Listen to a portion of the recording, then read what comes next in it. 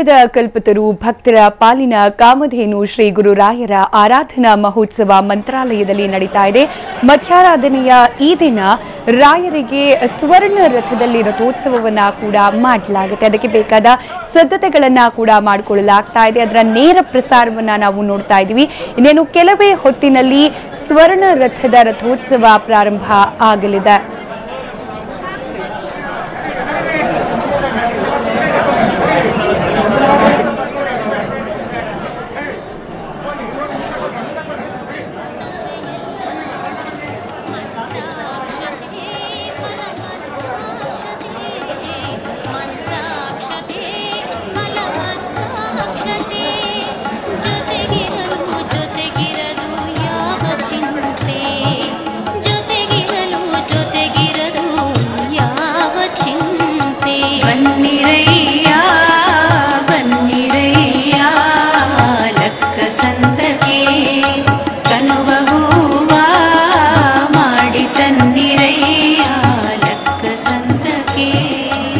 पूज्याय राघवेन्द्राय सत्यधर्मरताय च भजतां कल्पवृक्षाय नमतां कामधेनवे।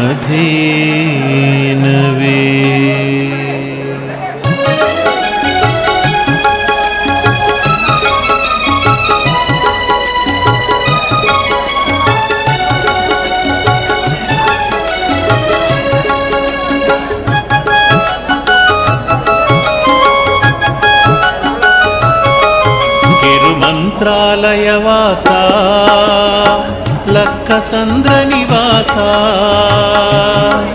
ಕಿರುಮಂತ್ರಾಲಯವಾಸ ಲಕ್ಕಸಂದ್ರ ನಿವಾಸ ತುಂಬಿದೆ ಮನಸ ನಿನ್ನದೆ ಕನಸ ನೀವೇ ಜ್ಞಾನ ನಾನಾದೆ ನಿನ್ನ ದಾಸ ಕಿರುಮಂತ್ರಾಲಯವಾಸ ಲಕ್ಕಸಂದ್ರ ನಿವಾಸ ರಾಘವೇಂದ್ರ ರಾಘವೇಂದ್ರ ರಾಘವೇಂದ್ರ ಗುರು ರಾಘವೇಂದ್ರ ರಾಘವೇಂದ್ರ ರಾಘವೇಂದ್ರ ರಾಘವೇಂದ್ರ ಗುರು ರಾಘವೇಂದ್ರ. TV9 ವಾಹಿನಿಯ ಮೂಲಕವಾಗಿ ರಾಯರ ಬಗ್ಗೆ ಹೇಳಬೇಕು ಅಂತಂದರೆ ಒಂದು ದಿನ ಅಲ್ಲ, ಒಂದು ವರ್ಷವಲ್ಲ, ಇಡೀ ನಮ್ಮ ಜೀವಮಾನವೆಲ್ಲವೂ ಕೂಡ ಕಳೆದರೂ ರಾಯರನ್ನು ವಿಶೇಷವಾಗಿ ಹೊಗಳಲು ಆಗುವುದಿಲ್ಲಂತೆ. ಅಂತಹ ಮಹಿಮೋಪೇತರು ನಮ್ಮ ಜಗದ್ಗುರುಗಳು ರಾಘವೇಂದ್ರ ಗುರು ಸಾರ್ವಭೌಮರು. ಭಗವಂತನಲ್ಲಿ ಮಾಡುವ ಭಕ್ತಿ, ಗುರುಗಳಲ್ಲಿ ಮಾಡುವಂತಹ ಭಕ್ತಿ ನಮಗೆ ವಿಶೇಷವಾಗಿರುವಂತಹ ಫಲವನ್ನು ಕೊಡುತ್ತದೆ. ಅದೇ ಒಂದು ನಿಟ್ಟಿನಲ್ಲಿಯೇ ನಾವು ಜಗದ್ಗುರುಗಳಾದ ಕಲಿಯುಗ ಕಾಮಧೇನುಗಳು ಕಲ್ಪವೃಕ್ಷರೂ ಆದ ರಾಘವೇಂದ್ರ ಗುರು ಸಾರ್ವಭೌಮರ ಒಂದು ಆರಾಧನಾ ಮಹೋತ್ಸವವನ್ನು ನಾವು ವೀಕ್ಷಣೆ ಮಾಡ್ತಾ ಇದ್ದೇವೆ ಅಂತಂದರೆ ನಾವೇ ಧನ್ಯರು. ಯಾವ ರೀತಿಯಾಗಿ ಬೆಟ್ಟದೊಡೆಯನ ಬ್ರಹ್ಮೋತ್ಸವದ ವೈಭವವನ್ನು ನಾವು ನವರಾತ್ರಿ ಉತ್ಸವಗಳಲ್ಲಿ ಕಾಣುತ್ತೇವೆಯೋ ಹಾಗೆಯೇ ಇಂದು TV9 ವಾಹಿನಿಯ ಮೂಲಕವಾಗಿ ಮನೆ ಮನೆಗಳಲ್ಲಿ ರಾಯರೇ ಬಂದು ನಿಮಗೆ ದರ್ಶನ ಕೊಡುವಂತಹ ಸೌಭಾಗ್ಯ ನಮಗೆ ಈ ವಾಹಿನಿ ವಹಿಸಿಕೊಡ್ತಾ ಇದೆ ಅಂತಂದರೆ ನಾವು ಧನ್ಯರು ಎನ್ನುವಂತಹ ವಿಚಾರದಲ್ಲಿ ಲವಲೇಶವೂ ಕೂಡ ಸಂಶಯವಿಲ್ಲ. ರಾಯರ ವಿಶೇಷ ಉಪಾಸನೆಯ ಮೂರ್ತಿ ಪ್ರಭು ರಾಮಚಂದ್ರ. ರಾಮಚಂದ್ರನ ಬಗ್ಗೆ ಕೆಲವೊಂದನ್ನು ವಿಚಾರಗಳನ್ನು ನಾವು ತಿಳಿದುಕೊಳ್ಳೋಣ. ಯಾಕೆ ಅಂತಂದರೆ ರಾಘವೇಂದ್ರ ತೀರ್ಥರು ಅಂತೇಳಿ ಅವರ ಹೆಸರು. ರಾಯರ ಆಶ್ರಮದ ಹೆಸರು ರಾಘವೇಂದ್ರ ತೀರ್ಥರು ಅಂತ. ರಾಘವ ಅಂದರೆ ರಘುಕುಲಕ್ಕೆ ತಿಲಕ. ಅಲ್ಲಿ ರಾಘವೇಂದ್ರ ರಘುಕುಲಕ್ಕೆ ತಿಲಕನಾಗಿರುವಂತಹವನು ಇಂದ್ರ. ಅವರು ಯಾರು ಅಂದರೆ ಪ್ರಭು ರಾಮಚಂದ್ರ. ಅಂತಹ ರಾಮಚಂದ್ರನನ್ನು ವಿಶೇಷ ನಿಟ್ಟಿನಲ್ಲಿ ಉಪಾಸನೆ ಮಾಡಿದವರು, ಪೂಜಿಸಿದವರು, ಆ ರಾಮನ ವಿಶೇಷ ಕರುಣೆಗೆ ಪಾತ್ರರಾದವರು ನಮ್ಮ ಕಥಾನಾಯಕರಾಗಿರುವಂತಹ ರಾಮಚಂದ್ರ ದೇವರು, ಕಥಾನಾಯಕರಾದ ರಾಘವೇಂದ್ರ ಗುರುಸಾರ್ವಭೌಮರು. ಹೀಗಾಗಿ ಆ ರಾಘವೇಂದ್ರ ಗುರುಸಾರ್ವಭೌಮರ ಮಹಿಮೆಯನ್ನು ತಿಳಿಯುವ ಮುನ್ನ ಭಗವಂತನ ಮಹಿಮೆಯನ್ನು ಕೂಡ ತಿಳಿಯಲು ಪ್ರಯತ್ನ ಮಾಡೋಣ. ಹರಿಯಲ್ಲಿ ವಿಶೇಷ ರೀತಿಯಾಗಿರುವಂತಹ ಭಕ್ತಿಯನ್ನು ಮಾಡಬೇಕು ಎನ್ನುವಂತಹ ಮಾತನ್ನು ನಮಗೆ ತಿಳಿಸಿಕೊಡ್ತಾ ಇದೆ ವೇದಗಳು, ಪುರಾಣಗಳು, ಇತಿಹಾಸಗಳು, ಎಲ್ಲ ಶಾಸ್ತ್ರಗಳು. ವೇದ ಇವು ಅನಂತ ರಾಶಿ. ಅನಂತ ರಾಶಿಯಾಗಿರುವಂತಹ ವೇದಗಳನ್ನು, ಅದರಲ್ಲಿರುವಂತಹ ತತ್ವಗಳನ್ನು ಹೇಳುವಂತಹ ಒಂದು ವೈಶಿಷ್ಟ್ಯಪೂರ್ಣವಾಗಿರುವಂತಹದ್ದು ಒಂದಿದೆ. ಅದು ಯಾವುದು ಅಂತಂದರೆ ಪುರುಷ ಸೂಕ್ತ. ಅಂತಹ ಪುರುಷ ಸೂಕ್ತದಲ್ಲಿ ಸಮಗ್ರ ವೇದಗಳ ಅರ್ಥ ಅಡಗಿಕೊಂಡಿದೆ. ಆ ವೇದಾರ್ಥಗಳನ್ನು ಪ್ರತಿಪಾದನೆ ಮಾಡುವಂತಹ ಒಂದು ಸಾಮರ್ಥ್ಯ ಪುರುಷ ಸೂಕ್ತಕ್ಕಿದ್ದರೆ, ಪುರುಷ ಸೂಕ್ತದ ಅರ್ಥವನ್ನು ತಿಳಿಸುವಂತಹ ಒಂದು ಸಾಮರ್ಥ್ಯ ಗಾಯತ್ರಿ ಮಂತ್ರಕ್ಕೆ ಇದೆ ಎನ್ನುವಂತಹ ಮಾತು ಕೂಡ ನಮಗೆ ತಿಳಿದು ಬರ್ತಾ ಇದೆ.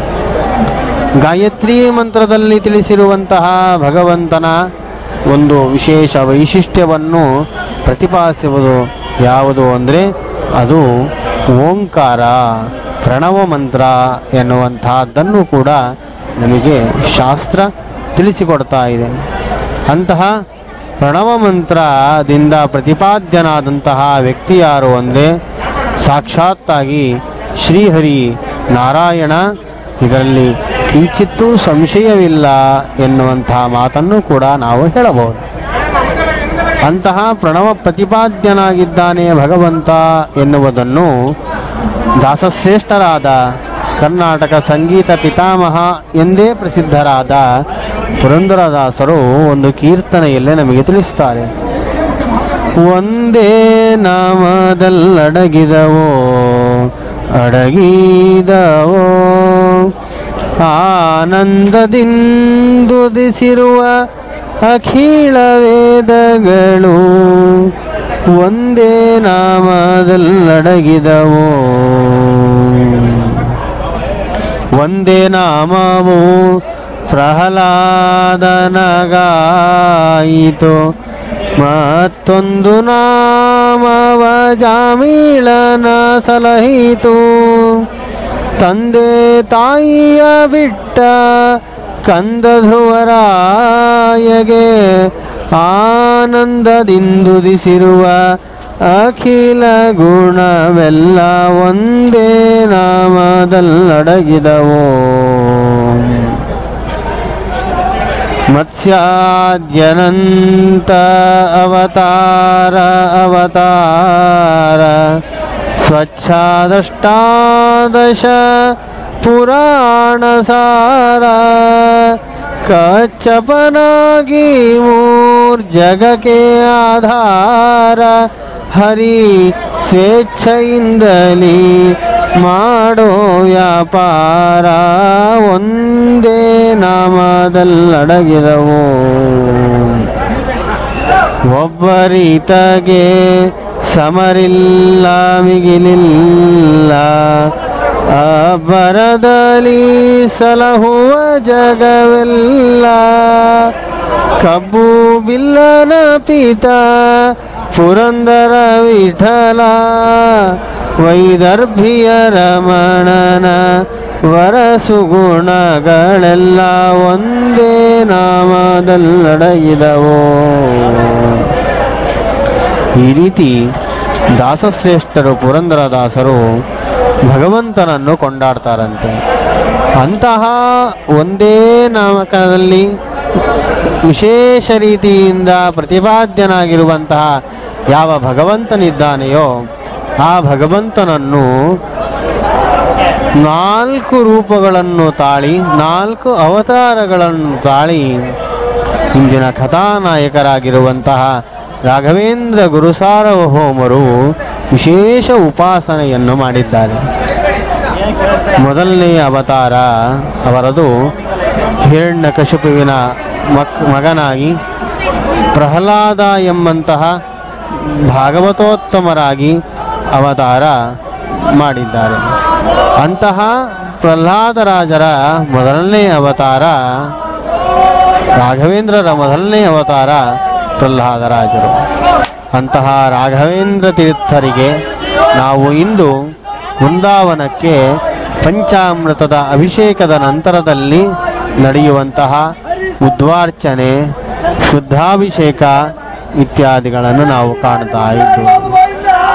ಯಾವ ಶುದ್ಧಾಭಿಷೇಕ ಇದೆ ಆ ಅಭಿಷೇಕದ ಸ್ವೀಕಾರ ಮಾಡ್ತಾರೆಯೋ ಅಭಿಷೇಕದ ಜಲವನ್ನು ಸ್ವೀಕಾರ ಮಾಡುತ್ತಿರುವಂತಹ ಜನತೆಗೆ ತನ್ಮೂಲಕವಾಗಿಯೇ ಅನುಗ್ರಹ ಮಾಡ್ತಾರಂತೆ.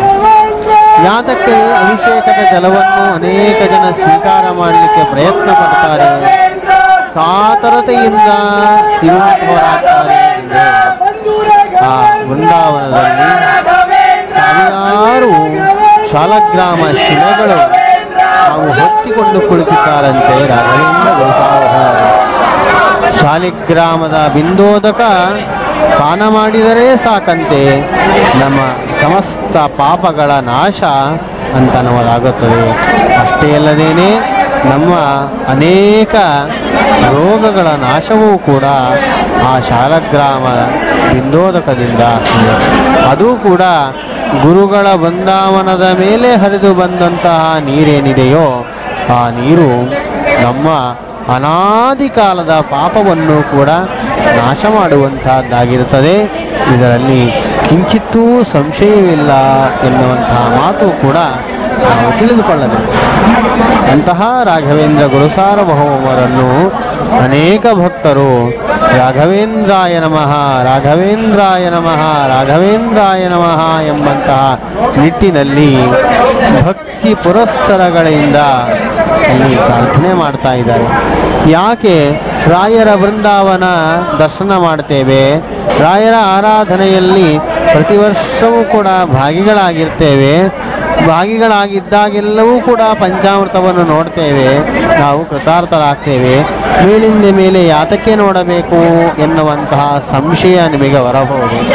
ಅದಕ್ಕೆ ಒಂದು ಕಾರಣವೂ ಇದೆ. ಏನು ಆ ಕಾರಣ ಎಂದರೆ ಗುರುಗಳ ದರ್ಶನ, ಭಗವಂತನ ದರ್ಶನವನ್ನು ನಾವು ಮೇಲಿಂದ ಮೇಲೆ ಮಾಡಬೇಕು.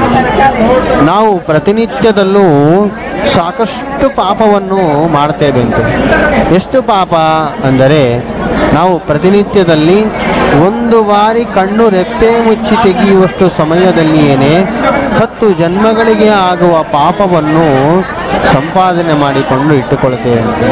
ಅಂದ ಮೇಲೆ ಪ್ರತಿನಿತ್ಯದಲ್ಲೂ ಕೂಡ ಎಷ್ಟು ಬಾರಿ ಕಣ್ಣು ರೆಪ್ಪೆ ಮುಚ್ಚಿ ತಿಳಿಯೋದಿಲ್ಲ, ಎಷ್ಟು 10 ಜನ್ಮಗಳಿಗೆ ಆಗುವ ಪಾಪವನ್ನು ಸಂಪಾದನೆ ಮಾಡ್ತೇವೋ ಗೊತ್ತಿಲ್ಲ. ಅಂತಂದ ಮೇಲೆ ನಾವು ಆ ಹರಿಗುರುಗಳ ಒಂದು ನಾಮಸ್ಮರಣೆ ಅಂತನ್ನೋದನ್ನು ಎಷ್ಟು ಬಾರಿ ಮಾಡಬೇಕು ಅಂದರೆ ಎಣಕೆ ಇಲ್ಲದಷ್ಟು ಬಾರಿ ಮಾಡಬೇಕಂತೆ. ಹೀಗಾಗಿ ಆ ಎಣಕೆ ಇಲ್ಲದಷ್ಟು ಬಾರಿ ನಾವು ಹರಿಗುರುಗಳ ದರ್ಶನ ಮಾಡಿದಾಗ ನಮಗೆ ತನ್ಮೂಲಕವಾಗಿ ಕಿಂಚಿತ್ತು ನಾವು ಮಾಡಿರುವಂತಹ ಪಾಪದ ನಾಶ ಅಂತನ್ನೋದಾಗ್ತದೆ. ಹೇಗೆ ಅದು ಹೇಳ್ತೀನಿ ಅಂತಂದರೆ ಕುಲಗುರುಗಳಾಗಿರುವಂತಹ ಮಧ್ವಾಚಾರ್ಯರು ಒಂದು ಮಾತನ್ನು ಹೇಳ್ತಾರೆ. ಏನು ಅಂದರೆ ಅನಂತಂ ವಿಷ್ಣು ಸನ್ನಿಧವು, ವಿಷ್ಣುವಿನ ಸನ್ನಿಧಾನದಲ್ಲಿ ಮಾಡಿರುವಂತಹ ಅಲ್ಪ ಕಾರ್ಯವೂ ಕೂಡ ಮಹತ್ತರವಾಗಿರುವಂತಹ ಫಲವನ್ನು ಕೊಡುವಂತಹದ್ದಾಗಿದೆ. ಹೀಗಾಗಿ ಅನಂತವಾಗಿರುವಂತಹ ಫಲವನ್ನು ನಾವು ಪಡೆಯಬಹುದು ಭಗವಂತನ ಸೇವೆಯಿಂದ ಎನ್ನುವಂತಹ ಮಾತನ್ನು ಹೇಳ್ತಾರೆ. ಅಂತಹ ಭಗವಂತನ ಸೇವೆಯಲ್ಲಿ ನಿರತರಾಗಿರುವಂತಹ ರಾಘವೇಂದ್ರ ಗುರುಸಾರ್ವಭೌಮರ ಭವ್ಯವಾಗಿರುವಂತಹ ಒಂದು ಪ್ರಾತರ್ರಥೋತ್ಸವ ಇನ್ನು ಕೆಲವೇ ನಿಮಿಷಗಳಲ್ಲಿ ಆರಂಭವಾಗಲಿದೆ. ಆ ರಥದ ಮುಂದೆ ನಾವು ನೋಡ್ತಾ ಇದ್ದೇವೆ ಅನೇಕ ಛತ್ರಗಳು. ಯಾವ ರೀತಿಯಾಗಿ ರಾಜರಿಗೆ ಲಾಂಛನಗಳಿಂದ ಉತ್ಸವಾದಿಗಳು ನಡೀತವೆಯೋ, ಛತ್ರ ಚಾಮರ ಇತ್ಯಾದಿ ಲಾಂಛನಗಳಿಂದ, ಹಾಗೆ ರಾಜರಿಗೆ ರಾಜರು ದ್ವೈತ ವೇದಾಂತ ಸಿಂಹಾಸನ ಅಧೀಶರೂ ಆಗಿರುವಂತಹ ರಾಘವೇಂದ್ರ ಗುರುಸಾರ್ವಭೌಮರಿಗೂ ಕೂಡ ಅನೇಕ ಲಾಂಛನಗಳಿಂದ ವೈಭವದ ಉತ್ಸವ ನವರತ್ನ ಖಚಿತವಾಗಿರುವಂತಹ ಒಂದು ರಥದಲ್ಲಿ ಉತ್ಸವ ನಡೀತಾ ಇದೆ.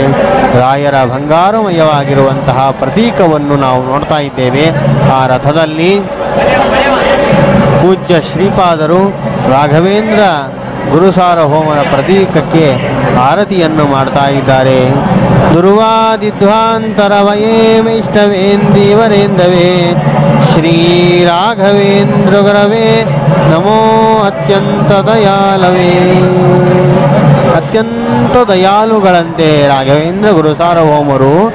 ಅಂತಹ ರಾಘವೇಂದ್ರ ಗುರುಸಾರ್ವಭೌಮರ ಭವ್ಯವಾದ ಒಂದು ರಥೋತ್ಸವ ಇಲ್ಲಿ ನಡೀತಾ ಇದೆ. ರಥಸ್ಥಂ ಕೇಶವಂ ದೃಷ್ಟ ಪುನರ್ಜನ್ಮೋ ನ ವಿದ್ಯತೆ ಎಂದು ಹೇಳಿದಂತಹ ನಿಟ್ಟಿನಲ್ಲಿ ರಥದಲ್ಲಿ ಕುಳಿತಂತಹ ಭಗವಂತನನ್ನು ನೋಡಿದ್ದಕ್ಕೆ ಪುನರ್ಜನ್ಮ ಅಂತನ್ನೋದಿರೋದಿಲ್ಲ.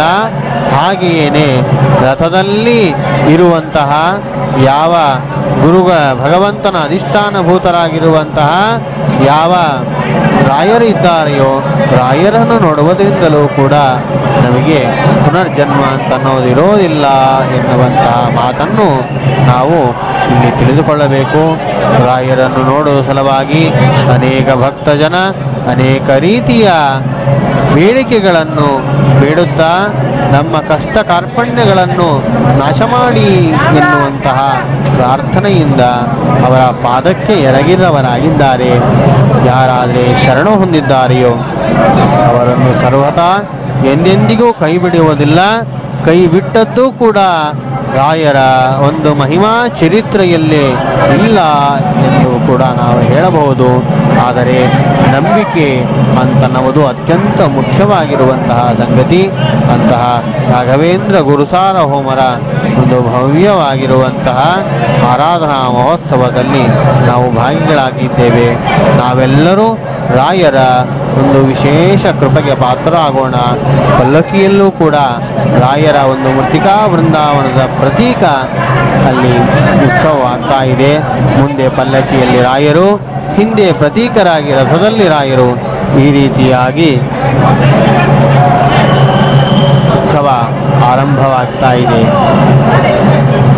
ರಥವನೇರಿದ ರಾಘವೇಂದ್ರ ಸದ್ಗುಣಗಣ ಸಾಂದ್ರ. ರಥವ ನೇರಿದ ರಾಘವೇಂದ್ರ ಇಲ್ಲಿ ಹೇಳ್ತಾರೆ. 3 ಅವತಾರಗಳ ಬಗ್ಗೆ ನಾವು 4 ಅವತಾರಗಳ ಬಗ್ಗೆ ರಾಯರ ಬಗ್ಗೆ ವಿಶೇಷದಿಂದ ನಾವು ತಿಳಿದುಕೊಳ್ತಾ ಇದ್ದೇವೆ. ರಾಯರ ಮೊದಲನೇ ಅವತಾರ ಭಾಗವತೋತ್ತಮರಾದ ಪ್ರಹ್ಲಾದರಾಜರು ರಾಯರ ಮೊದಲನೇ ಅವತಾರ. ಎರಡನೆಯದವರಾಗಿ ಮಹಾಭಾರತ ಯುದ್ಧದಲ್ಲಿ ಬಾಲ್ಮೀಕರಾಜರು ಎಂಬಂತಹ ಹೆಸರಿನಿಂದ ಅವತಾರ ಮಾಡ್ತಾರೆ. ನಾವು ಮಹಾಭಾರತದಲ್ಲಿ ಕೇಳುವಂತಹ ಯಾವ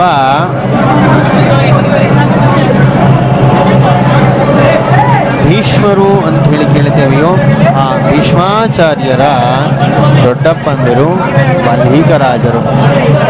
ಪ್ರತೀಪರಾಜರು, ಆ ಪ್ರತೀಪರಾಜರಿಗೆ 3 ಜನ ಮಕ್ಕಳು, ದೇವಾಪಿ, ಬಾಲ್ಮೀಕ ಮತ್ತು ಶಂತನು ಎಂಬಂತಹ 3 ಜನ ಮಕ್ಕಳು. ಆ ಎರಡನೇದವರಾಗಿರುವಂತಹ ಬಾಲ್ಮೀಕರಾಜರೇ ಹಿಂದೆ ಪೂರ್ವಾವತಾರದಲ್ಲಿ ಪ್ರಹ್ಲಾದರಾಜರಾಗಿ, ಎರಡನೇದಾಗಿ ಮಹಾಭಾರತದಲ್ಲಿ ಬಾಲ್ಮೀಕರಾಜರಾಗಿ, ಮೂರನೇದಾಗಿ ಶ್ರೀಕೃಷ್ಣ ದೇವರಾಯನ ರಾಜಗುರುಗಳಾಗಿರುವಂತಹ ವ್ಯಾಸತೀರ್ಥ ಗುರುಸಾರ್ವಭೌಮರಾಗಿ, ನಾಲ್ಕನೇದಾಗಿ ಜಗದ್ಗುರುಗಳಾಗಿ ವಿದ್ಯಾಮಠದ ವೇದಾಂತ ಸಿಂಹಾಸನದಲ್ಲಿ ಪ್ರತಿಷ್ಠಿತರಾಗಿರುವಂತಹ ರಾಘವೇಂದ್ರ ಗುರುಸಾರ್ವಭೌಮರಾಗಿ ಅವರು ಅನೇಕ ಭಕ್ತ ಜನತೆಗೆ ಅನುಗ್ರಹ ಮಾಡಿ ಅನೇಕ ಭಗವಂತನ ತತ್ವದ ಪ್ರಚಾರವನ್ನು ಮಾಡಿ ಇಲ್ಲಿ ಕಂಗೊಳಿಸಿರುವುದನ್ನು ನಾವು ನೋಡ್ತಾ ಇದ್ದೇವೆ. ಅಂತಹ ಮಹಿಮೆ ಮಹೋಪೇತರು ರಾಘವೇಂದ್ರ ಗುರುಸಾರ್ವಭೌಮರು. ಇವರ ಮೂಲ ರೂಪ ಶಂಕುಕರ್ಣ ಎಂಬಂತಹ ಧರ್ಮಜ ದೇವತೆ. ಬ್ರಹ್ಮದೇವರು ಮಾಡುವಂತಹ ಶ್ರೀಹರಿಯ ಪೂಜೆಗಳಿಗೆ ತಾವು ತುಳಸಿ ಪುಷ್ಪಾದಿಗಳನ್ನು ಸಂಗ್ರಹಿಸಿ ಇಡುವಂತಹ ಒಂದು ಕಾರ್ಯ ಅವರದಾಗಿತ್ತು. ಅವರೇ ಶಾಪವಶಾತ್ತಾಗಿ ಇಲ್ಲಿ ಅವತಾರ ಮಾಡಿ ಭಾಗವತೋತ್ತಮರಾಗಿ ಅವತಾರ ಮಾಡಿ ವಿಶೇಷ ರೀತಿಯಲ್ಲಿ ಭಗವಂತನ ಒಂದು ಕೃಪಾ ಕಟಾಕ್ಷಕ್ಕೆ ಕಾರಣೀಭೂತರಾಗಿದ್ದಾರೆ ಎನ್ನುವಂತಹ ಮಾತು ಕೂಡ ನಾವು ತಿಳಿಯಬೇಕಾಗಿರುವಂತಹ ಸಂಗತಿ. ಅನೇಕ ಲಾಂಛನಗಳಿಂದಾಗಿ ನಾವು ಇಲ್ಲಿ ರಾಯರ ರಾಧರ್ರಥವು ನಡೆಯುವಂತಹ ಒಂದು ವಿಚಾರವನ್ನು ದೃಶ್ಯವನ್ನು ನಾವು ನೋಡ್ತಾ ಇದ್ದೇವೆ. ರಾಯರು ಮುಂದೆ ಪ್ರತೀಕರಾಗಿ ಹಿಂದೆಯೂ ಕೂಡ ಪ್ರತೀಕರಾಗಿ ವರದಾಭಯ ಹಸ್ತಗಳನ್ನು ಇಟ್ಟುಕೊಂಡವರಾಗಿ ಕುಳಿತವರಾಗಿದ್ದಾರೆ. ಇಂತಹ ಒಂದು ದೃಶ್ಯವನ್ನು ನಾವು ಕಾಣ್ತಾ ಇದ್ದೇವೆ. ಅಷ್ಟೇ ಅಲ್ಲದೇನೆ ಅನೇಕ ಸದ್ಭಕ್ತರು ರಾಯರ ಬೃಂದಾವನದ ದರ್ಶನವನ್ನು ಮಾಡಿಕೊಂಡು ತಮ್ಮ ಅನೇಕ ಪಾಪಗಳನ್ನು ಕೂಡ ಅವರು ಕಳೆದುಕೊಳ್ಳುವರು ಆಗ್ತಾ ಇದ್ದಾರೆ. ಹೇಳ್ತಾರೆ, ನಾವು ರಾಮನ ಬಗ್ಗೆ ಕೇಳ್ತಾ ಇದ್ದೇವೆ. ರಾಮನ ಬಗ್ಗೆ ಕೇಳುವಂತಹ ಸಂದರ್ಭದಲ್ಲಿ ಏನು ಕೇಳ್ತೇವೆ ಅಂದರೆ, ಸ್ವಾಮಿ ನಮಗೆ ಅನೇಕ ರೀತಿ ಕಷ್ಟಗಳನ್ನು ನಾಶ ಮಾಡು ಅಂತೇಳಿ ಕೇಳ್ತೇವೆ. ಆದರೆ ಆ ಕಷ್ಟಗಳು ನಾಶ ಮಾಡಬೇಕು ಅಂತಾದರೆ ಅವನು ನಾಮಸ್ಮರಣೆ ಅಂತನ್ನುವುದನ್ನು ನಾವು ಮಾಡಬೇಕು. ಆ ನಾಮಸ್ಮರಣೆ ಅಷ್ಟು ಸುಲಭವಾಗಿ ಬರುವುದಿಲ್ಲವಂತೆ. ವಿಶೇಷ ರೀತಿಯಿಂದ ಕ್ಷಣ ಕ್ಷಣದಲ್ಲೂ ಕೂಡ ಮಾಡಬೇಕಂತೆ. ಅದಕ್ಕೆ ಪುನಃ ಪುರಂದರದಾಸರೇ ಒಂದು ಕಡೆ ಹೇಳ್ತಾರೆ, ರಾಮ ರಾಮ ರಾಮ ಸೀತಾ ರಾಮ ಎನ್ನೀರೋ ಅಮರಪತಿಯ ದಿವ್ಯ ನಾಮ ಅಂದು ಓದಗದೋ. ರಾಮ ರಾಮ ರಾಮ ಸೀತಾ ರಾಮ ಎನ್ನೀರೋ. ಕೆಟ್ಟ ಜನುಮದಲ್ಲಿ ಪುಟ್ಟಿ ದುಷ್ಟ ಕರ್ಮ ಮಾಡಿ ದೇಹ ಬಿಟ್ಟು ಹೋಗುವಾಗ ಪುರಂದರ ವಿಠಲ ನಾಮ ಒದಗದೋ. ರಾಮ ರಾಮ ರಾಮ ಸೀತಾ ರಾಮ ಎನ್ನೀರೋ. ಎಡಬಿಡದೆ ಮಾಡಬೇಕಂತೆ ಆ ಹರಿಯ ಸ್ಮರಣೆಯನ್ನು ಎನ್ನುವಂತಹ ಮಾತನ್ನು ಹೇಳ್ತಾರೆ. ಆ ರೀತಿ ಎಡಬಿಡದೆ ಹರಿಯ ಸ್ಮರಣೆಯನ್ನು ಮಾಡಿ ಇಂದು ಮಹೋನ್ನತ ಒಂದು ಸ್ಥಾನದಲ್ಲಿ ಕುಳಿತುಕೊಂಡವರಾಗಿ ಭಕ್ತ ಜನಕೋಟಿಗೆ ಅನುಗ್ರಹ ಮಾಡುವಂತಹ ಸಾಮರ್ಥ್ಯ ಆ ರಾಮನ ಉಪಾಸನೆಯಿಂದಲೇ ಇಂದಿನ ಕಥಾನಾಯಕರಾಗಿರುವಂತಹ ರಾಘವೇಂದ್ರ ಗುರು ಸಾರ್ವಭೌಮನಿಗೆ ಒದಗಿ ಬಂತು ಎನ್ನುವಂತಹ ವಿಚಾರ ನಮಗೆ ಇದರಿಂದ ತಿಳಿದು ಬರ್ತಾ ಇದೆ. ಅಂತಹ ರಾಯರ ಬೃಂದಾವನಕ್ಕೆ ಈಗಾಗಲೇ ಉದ್ವಾರ್ಚನಾದಿ ಎಲ್ಲ ಕ್ರಿಯೆಗಳು ಕೂಡ ನಡೆದಿವೆ. ಇನ್ನು ಮೇಲೆ ವಿಶೇಷ ರೀತಿಯ ಅಲಂಕಾರ ಇತ್ಯಾದಿಗಳು ಕೂಡ ನಡೀತವೆ. ಅವನ್ನು ಕೂಡ ನಾವು ವೀಕ್ಷಣೆ ಮಾಡಿ ಆ ರಾಘವೇಂದ್ರ ಗುರು ಸಾರ್ವಭೌಮರ ವಿಶೇಷ ಕೃಪೆಗೆ ನಾವು ಪಾತ್ರರಾಗೋಣ. ನಾವು ನೋಡ್ತಾ ಇದ್ದೇವೆ, ಸುವರ್ಣಮಯವಾಗಿರುವಂತಹ ರಾಯರು ತಾವು ರಥದಲ್ಲಿ ಸುವರ್ಣದ ರಥದಲ್ಲಿ ಕಂಗೊಳಿಸುತ್ತಾ ಭವ್ಯವಾಗಿ ನಡೆದು ಬರ್ತಾ ಇದ್ದಾರೆ. ಭಗವಂತ ನಡೆದು ಬರ್ತಾನೆ, ಗುರುಗಳೂ ನಡೆದು ಬರ್ತಾರೆ. ಅವರ ನಡೆದು ಬಂದಂತಹ ಹಾದಿಯಲ್ಲಿ ನಾವು ನಡೆದೆವು ಅಂತಾದರೆ ಆಗ ನಮಗೆ ಧರ್ಮದ ಜಾಗೃತಿ ಅಂತನ್ನೋದು ನಮ್ಮಲ್ಲಿ ಮೂಡಿಬರುತ್ತೆ. ಅಧರ್ಮ ಮಾರ್ಗದಲ್ಲಿ ನಮ್ಮ ಮನಸ್ಸು ಹೋಗುವುದಿಲ್ಲ. ಧರ್ಮ ಮಾರ್ಗದಲ್ಲಿ ಏನೇ ಇದ್ದು ಭಗವದ್ ಅನುಗ್ರಹಕ್ಕೆ ವಿಶೇಷ ರೀತಿಯ ಭಾಗಿಗಳಾಗ್ತೇವೆ ನಾವು. ಇದರಲ್ಲಿ ಲವಲೇಶವೂ ಕೂಡ ಸಂಶಯವಿಲ್ಲ. ಹೀಗಾಗಿ ಅಂತಹ ಭಗವದ್ ಅನುಗ್ರಹಕ್ಕೆ ಪಾತ್ರರಾಗಬೇಕು ಎಂದಾದರೆ ಮೊದಲು ಗುರುಗಳ ಶರಣಾಗತಿಯನ್ನು ಹೊಂದಬೇಕು. ಗುರುಗಳಿಗೆ ಶರಣ ಹೊಂದಿದಾಗ ಮಾತ್ರ ನಾವು ಭಗವಂತನ ಅನುಗ್ರಹ ಪಡೆಯಲಿಕ್ಕೆ ಸಾಧ್ಯವಾಗುತ್ತದೆ. ಅದನ್ನೇ ದಾಸರಾಯರು ಹೇಳ್ತಾರೆ, ಗುರುವಿನ ಗುಲಾಮನಾಗುವ ತನಕ ದೊರೆಯದಣ್ಣ ಮುಕುತಿ ಅಂತೇಳಿ. ಗುರುವಿನ ಪಾದಗಳನ್ನು ಆಶ್ರಯಿಸಿದರೆ ನಮಗೆ ಮುಕ್ತಿ ಸಿದ್ಧ. ಹೀಗಾಗಿ ಆ ಗುರುಗಳು ಯಾರು ಅಂದರೆ ರಾಘವೇಂದ್ರ ಗುರು ಸಾರ್ವಭೌಮರು. ಅವರ ಪಾದಗಳನ್ನು ಆಶ್ರಯಿಸೋಣ, ಅವರ ವಿಶೇಷ ಅನುಗ್ರಹಕ್ಕೆ ಪಾತ್ರರಾಗೋಣ ಎನ್ನುವಂತಹ ಮಾತನ್ನು ನಾನು ತನ್ಮೂಲಕವಾಗಿ ತಿಳಿಸುವಂಥವನಾಗ್ತಾ ಇದೆ.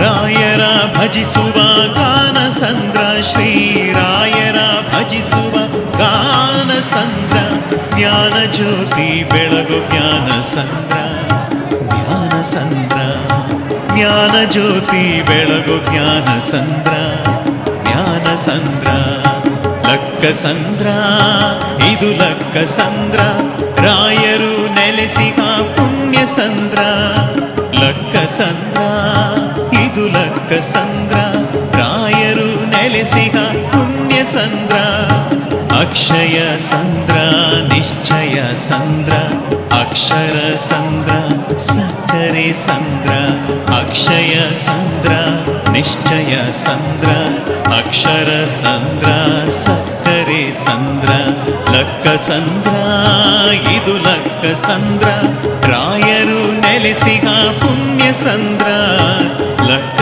ಸಂದ್ರ ಇದು ಲಕ್ಕ ಸಂದ್ರ ರಾಯರು ನೆಲೆಸಿಗ ಪುಣ್ಯ ಸಂದ್ರ.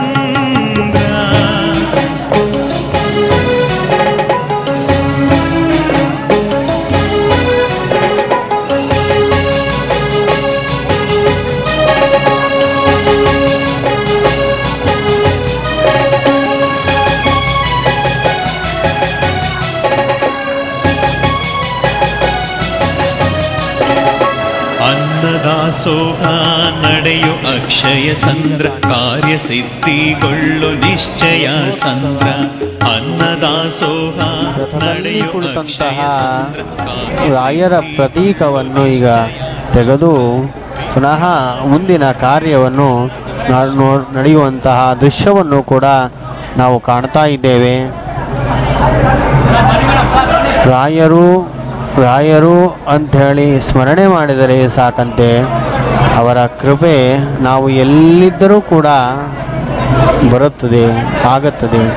ಅದಕ್ಕೆ ದೃಷ್ಟಾಂತ ಒಬ್ಬ ದನ ಕಾಯುವಂತಹ ಒಬ್ಬ ವ್ಯಕ್ತಿ ವೆಂಕಣ್ಣ ದಿವಾನನಾಗಿ ಪರಿವರ್ತನೆಯಾದ ಎಂಬಂತಹ ಮಾತನ್ನು ನಾವು ರಾಯರ ಚರಿತ್ರೆಯಲ್ಲಿ ಕೇಳುತ್ತೇವೆ. ಕಷ್ಟ ಬಂದಾಗ ನನ್ನ ನಾಮಸ್ಮರಣೆ ಮಾಡಿದರೆ ಸಾಕು, ನಿನಗೆ ಕಷ್ಟ ಪರಿಹಾರ ಆಗುತ್ತೆ ಅಂತೇಳಿ ಹೇಳಿರ್ತಾರೆ ರಾಯರು. ಆ ವೆಂಕಣ್ಣ ಕಷ್ಟ ಬಂದಾಗ ರಾಯರ ಸ್ಮರಣೆ ಮಾಡಿದ. ಆ ವೆಂಕಣ್ಣನಿಗೆ ಕಷ್ಟ ಪರಿಹಾರವಾಯಿತು. ತಾನು ಒಂದು ಸಂಸ್ಥಾನಕ್ಕೆ ದಿವಾನನಾದ. ಅದು ಕೇವಲ ರಾಯರ ಒಂದು ಕೃಪಾಶೀರ್ವಾದಗಳಿಂದ ಎನ್ನುವಂತಹ ವಿಚಾರದಲ್ಲಿ ಲವಲೇಶವೂ ಕೂಡ ಸಂಶಯವಿಲ್ಲ. ಅಂತಹ ರಾಯರ ಪ್ರತೀಕ ಇಂದು ಉತ್ಸವದಲ್ಲಿ ಭವ್ಯವಾಗಿ ನಡೆದು ಬಂದು ಮುಂದೆ ಅನೇಕ ಉತ್ಸವಗಳು ನಡೆಯುವುದಾಗಿದೆ. ಸಂಸ್ಥಾನ ಪ್ರತಿಮೆಗಳಾದ ಮೂಲರಾಮಚಂದ್ರ ದೇವರೊಂದು ಪೂಜೆಯೂ ನಡೆಯುತ್ತದೆ. ಆ ಮೂಲರಾಮನಲ್ಲಿ ವಿಶೇಷ ರೀತಿ ಅನನ್ಯ ಭಕ್ತಿ ಮಾಡಿರುವಂತಹ ಆಂಜನೇಯನ ಒಂದು ಮೂರ್ತಿಯನ್ನು ನಾವು ಕಾಣ್ತಾ ಇದ್ದೇವೆ. ಹನುಮ ಅವನು ಬಲವಂತನಂತೆ. ಅವನಲ್ಲಿ ಯಾರಾದರೆ ಬೇಡುತ್ತಾರೆಯೋ ಅವರಿಗೆ ನಾನಾ ರೀತಿ ಇಷ್ಟಾರ್ಥಗಳನ್ನು ಈಡೇರಿಸುತ್ತಾನಂತೆ. ಬುದ್ಧಿರಬಲಂ ಯಶೋಧೈರ್ಯಂ ನಿರ್ಭಯತ್ವಂ ಅರೋಗತ ಅಜಾಡ್ಯಂ ವಾಕ್ಪಟುತ್ವಂಚ ಹನುಮತ್ ಸ್ಮರಣಾತ್ ಭವೇತ್ ಅಂತೇಳಿ ಹೇಳ್ತಾರೆ. ಆ ಹನುಮಂತನ ದರ್ಶನ ಮಾಡಿದವರಿಗೆ ವಾಕ್ಪಟುತ್ವ ಮತ್ತು ಎಲ್ಲವೂ ಬುದ್ಧಿ ಹೆಚ್ಚುವಿಕೆ ಇತ್ಯಾದಿ ಎಲ್ಲವೂ ಕೂಡ ಸಿಗುತ್ತದೆ ಹನುಮನ ಪ್ರಾರ್ಥನೆ ಮಾಡಿದವರಿಗೆ. ಹಾಗಾದರೆ ಯಾಕೆ ರಾಯರ ಮುಂಭಾಗದಲ್ಲಿ ಆಂಜನೇಯನು ನಿಂತುಕೊಂಡಿದ್ದಾನೆ ಎನ್ನುವಂತಹ ಸಂಶಯ ಬಂದರೆ ಅದಕ್ಕೆ ನಾವು ತಿಳಿಯಬೇಕು. ವೈಷ್ಣವ ದೇವಾಲಯಗಳಲ್ಲಿ ಅಥವಾ ವೈಷ್ಣವ ಭಕ್ತರ ದೇವಾಲಯದ ಆ ಪ್ರತಿಮೆಯ ಮುಂಭಾಗದಲ್ಲಿ ಹನುಮಂತನನ್ನು ಪ್ರತಿಷ್ಠಿಸುವಂತಹ ಸಂಪ್ರದಾಯ ನಮಗೆ ಅನಾದಿಯಿಂದ ಬರುವಂತಹದ್ದಾಗಿದೆ. ಈ ಒಂದು ಕಾರಣಕ್ಕಾಗಿ ಅಂದರೆ ನೇರವಾಗಿ ಭಗವಂತನ ಹತ್ತಿರದಲ್ಲಿರುವಂತಹ ಒಂದು ಯೋಗ ಶಕ್ತಿ ಸಾಮರ್ಥ್ಯ ಒಂದು ಅನುಗ್ರಹ ವಾಯುದೇವರಿಗೆ, ವಾಯುದೇವರ ಅವತಾರಭೂತರಾಗಿರುವಂತಹ ಹನುಮಂತ ದೇವರಿಗೆ ಸಾಕ್ಷಾತ್ ಭಗವಂತನೇ ಮಾಡಿದ್ದಾನೆ ಎನ್ನುವಂತಹ ಒಂದು ಪ್ರತೀತಿ ನಮಗೆ ಕಂಡು ಬರ್ತಾ ಇದೆ. ಈ ಒಂದು ಕಾರಣಕ್ಕಾಗಿಯೇ ದೇವಾಲಯದಲ್ಲಿ ದೇವರಿಗೆ ಎದುರುಗಡೆಯಲ್ಲೇನೆ ನಮಸ್ಕಾರವನ್ನು ಮಾಡಬಾರದು. ಆದರೆ ದೇವರ ಪಕ್ಕದಲ್ಲಿ ನಾವು ನಮಸ್ಕಾರ ಬಲಭಾಗದಲ್ಲಿ ನಮಸ್ಕಾರವನ್ನು ಮಾಡಬೇಕು ಎನ್ನುವಂತಹ ಒಂದು ಪ್ರತೀತಿಯು ಕೂಡ ನಮಗೆ ಕಂಡು ಬರ್ತಾ ಇದೆ. ಅಷ್ಟೇ ಅಲ್ಲದೇನೆ ಆಂಜನೇಯನ ಅರ್ಥಾತ್ ವಾಯುದೇವರ ವಿಶೇಷ ಆವೇಶವುಳ್ಳವರು ರಾಘವೇಂದ್ರ ಪ್ರಭುಗಳು, ಪ್ರಹ್ಲಾದರಾಜರು ಎನ್ನುವಂತಹ ಮಾತು ನಮಗೆ ಪುರಾಣಗಳಿಂದ ತಿಳಿದು ಬರ್ತಾ ಇದೆ. ವಾಯುನಾಚ ಸಮಾವಿಷ್ಟ ಮಹಾಬಲ ಸಮನ್ವಿತ ಎನ್ನುವಂತಹ ಮಾತು ಹೇಳ್ತಾ ಇದ್ದಾರೆ. ವಾಯುದೇವರಿಂದ ಆವಿಷ್ಟರಾಗಿ ಮಹಾಬಲಶಾಲಿಗಳಾಗಿದ್ದಾರೆ ಗುರುರಾಜರು ಎನ್ನುವಂತಹ ಮಾತು ತಿಳಿದು ಬರ್ತಾ ಇದೆ. ಅಂತಹ ಗುರುರಾಜರ ಮುಂಭಾಗದಲ್ಲಿ ಅಲಂಕೃತರಾಗಿರುವಂತಹ ಆಂಜನೇಯನ ಒಂದು ಪ್ರತಿಮೆಯನ್ನು ನಾವು ಕಾಣ್ತಾ ಇದ್ದೇವೆ. ಆ ಆಂಜನೇಯನು ನಮ್ಮೆಲ್ಲರಿಗೂ ಕೂಡ ಸಕಲ ಇಷ್ಟಾರ್ಥಗಳನ್ನು ಕೊಟ್ಟು ನಮ್ಮ ಆಪತ್ತುಗಳನ್ನು ಪರಿಹರಿಸಲಿ ಅಂತೇಳಿ ನಾವೆಲ್ಲರೂ ಕೂಡ ಪ್ರಾರ್ಥನೆ ಮಾಡೋಣ. ನಮಸ್ತೆ ಪ್ರಾಣೇಶ ಪ್ರಣದ ವಿಭವಾಯ ಬನಿಮಗ ನಮಃ ಸ್ವಾಮಿನ್ ರಾಮ ಪ್ರಿಯತಮ ಹನುಮನ್ ಗುರುಗುಣ ನಮಸ್ತುಭ್ಯಂ ಭೀಮ ಪ್ರಬಲತಮ ಕೃಷ್ಣೇಷ್ಟ ಭಗವನ್ ನಮಃ ಶ್ರೀಮನ್ಮಧ್ವ ಪ್ರದಿಶ ಸುರುಷಂ ನೋ ಜಯ ಜಯ.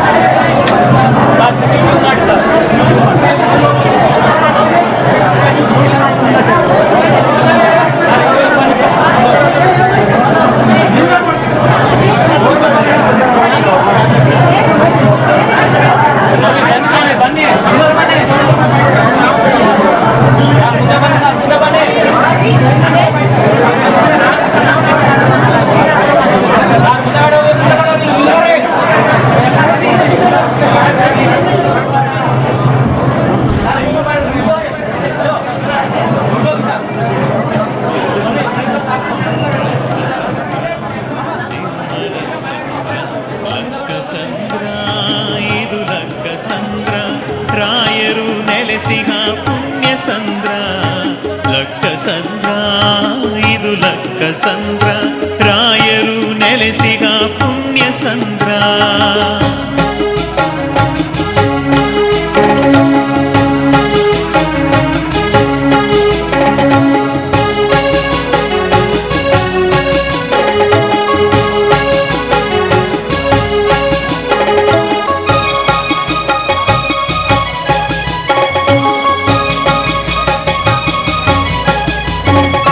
ಪಾಪವನ್ನು ಕಳೆವ ಪುಣ್ಯ ಸಂದ್ರ ಪ್ರಾಣದೇವರು ಇರುವ ಪ್ರಾಣ ಸಂದ್ರ.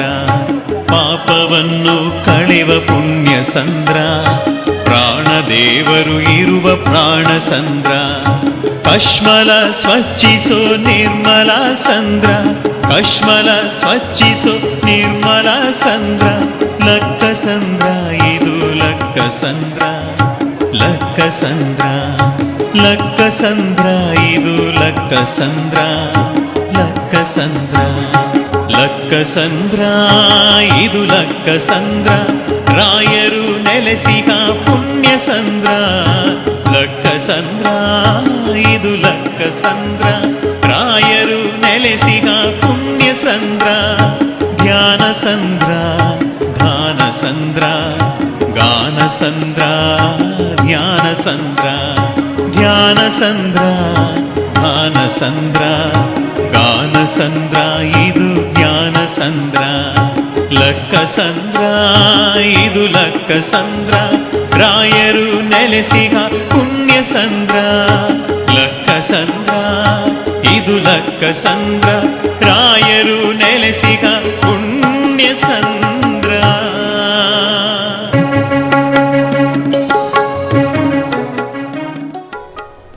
ಒಂದ್ ಕಡೆ ರಾಯರ ಸ್ವರ್ಣ ರಥೋತ್ಸವ ಸಂಪೂರ್ಣಗೊಂಡಿದ್ರೆ ಇತ್ತ ಪಂಚಾಮೃತ ಅಭಿಷೇಕದ ನಂತರ ಹೊಸ ಹೊಳಪನ್ನ ಕಂಡುಕೊಂಡಿರುವ ರಾಯರ ಮೂಲ ಬೃಂದಾವನಕ್ಕೆ ವಸ್ತ್ರಗಳನ್ನ ಬಳಸಿಕೊಂಡು ಅಲಂಕಾರ ಮಾಡಲಾಗ್ತಾ ಇದೆ.